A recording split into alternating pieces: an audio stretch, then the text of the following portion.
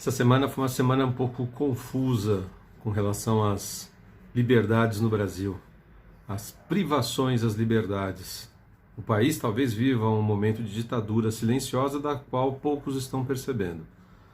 Eu vou falar um pouco desse assunto com você, mas antes vai lá no meu canal, se inscreva no canal, acione o sininho para que você receba as notificações e tenha uma visão diferente aí de um jornalista imparcial, independente, tentando fazer uma leitura desse momento um pouco maluco que a gente anda vivendo, e ele é maluco principalmente porque em alguns momentos ele é bastante silencioso.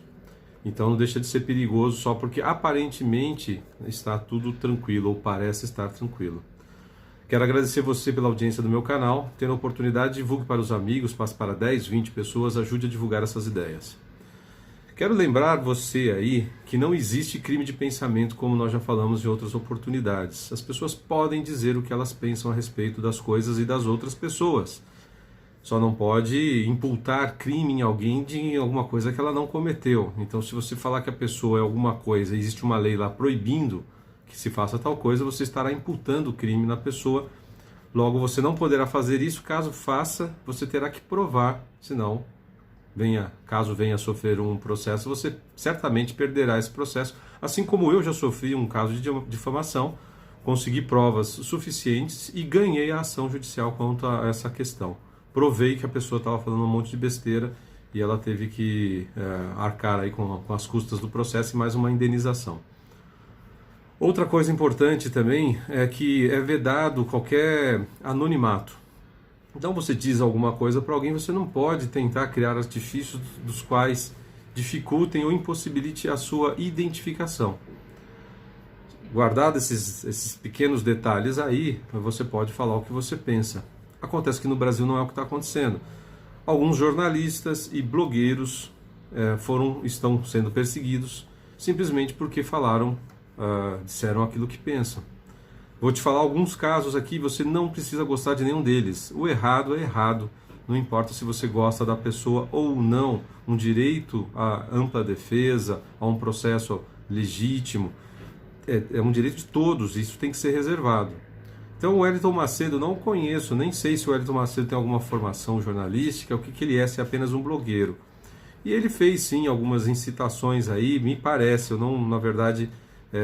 até isso a gente tem que tomar cuidado, porque se você pega notícias dos órgãos oficiais aí da grande imprensa, tem sido vou chamar de interpretação duvidosa, para não ser leviano, para não dizer assim que a maioria deles eu tenho o direito de achar que são mentirosos, mas não vou dizer que são mentirosos como pudesse fazer uma afirmação, eu teria que provar isso aqui.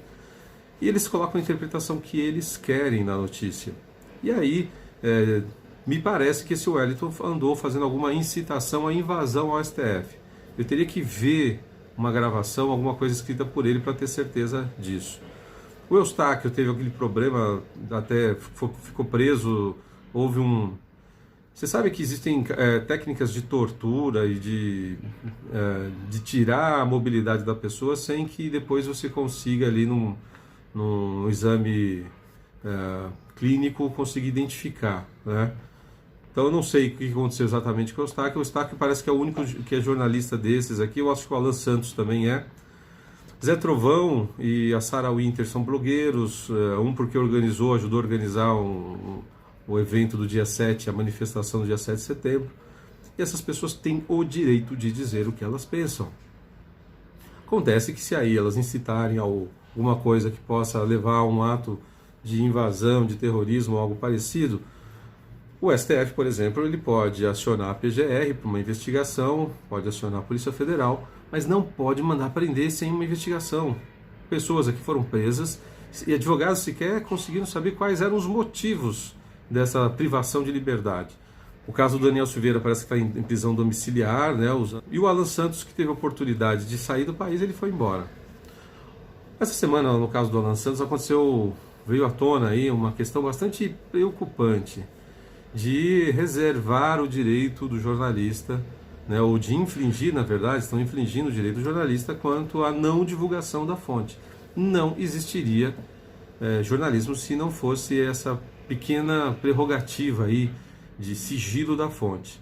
Significa que alguém pega um documento ou algumas informações e leva para um jornalista, e esse toca o assunto adiante. E houve casos como o Watergate nos Estados Unidos e inúmeros outros aí pelo mundo. Sem isso não haveria investigação, não haveria jornalismo.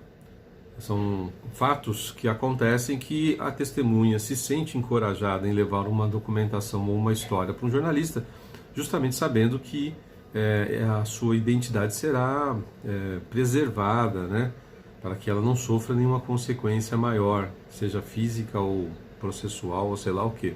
Muitas vezes a pessoa pode ter até assinado um contrato de sigilo de informações.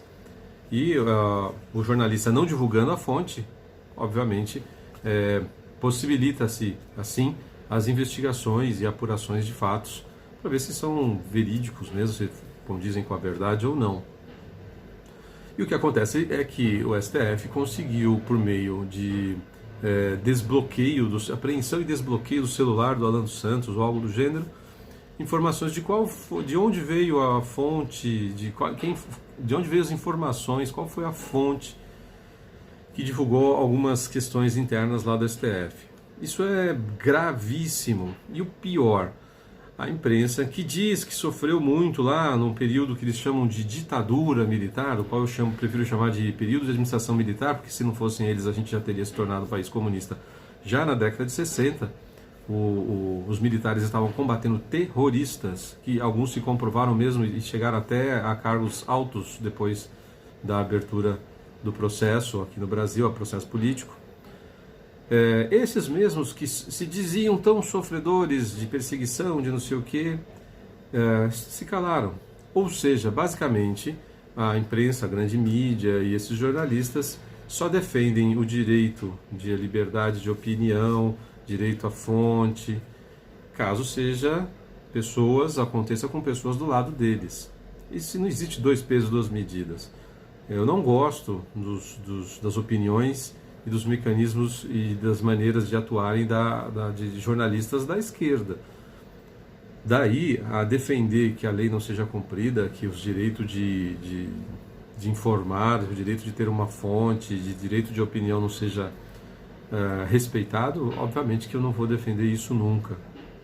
Pois é o que está acontecendo, isso é muito grave, Se você não sabe, houve alguns casos na história do jornalismo que denigrem muito a imagem do jornalismo.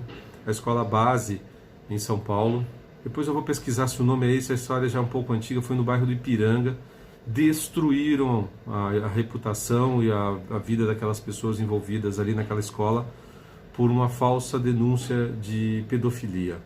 E a imprensa deitou e rolou. Eu já tive a oportunidade de ouvir de jornalista que notícia boa é a notícia que ele define o que é importante e qual a versão dele. Acredite se quiser. Infelizmente não tenho como provar, não gravei o jornalista falando isso. Lamentável, né? A opinião pública, infelizmente, ela ainda é bastante susceptível à influência desses meios. Gostaria que você obtesse informação de canais diferentes, tanto no YouTube quanto na grande mídia. Não fique numa frente só, porque a chance de você se equivocar ou se deixar ser equivocado e influenciado é muito grande. Caso Dreyfus na Europa, começo do século XX, ou virada do século XIX para o XX, também um caso de mentira lá, deslavada, notícia para vender jornal e que se dane a vida dos outros. Então houve casos de jornalismo e de jornalistas e de meios de comunicação que acreditam até hoje que eles são os detentores da verdade, que eles estão junto com o Ministério da Verdade, que não existe, tá? Você que está um pouco desatento a isso, não existe. Isso é tirado de um livro do George Orwell, 1984, em que existe o Ministério da Verdade, que alguém está lá determinando o que é mentira e o que é verdade. É um absurdo, óbvio isso. E o STF parece que resolveu tomar a frente de determinar o que é a verdade. Já rasgou a Constituição algumas vezes, principalmente no caso do impeachment da Dilma. A possibilidade do STF criar uma jurisprudência para alguma coisa é baseada em alguma lei, em alguma informação, não é da cabeça dos caras. Eles acordam lá e rasgam a Constituição e pronto.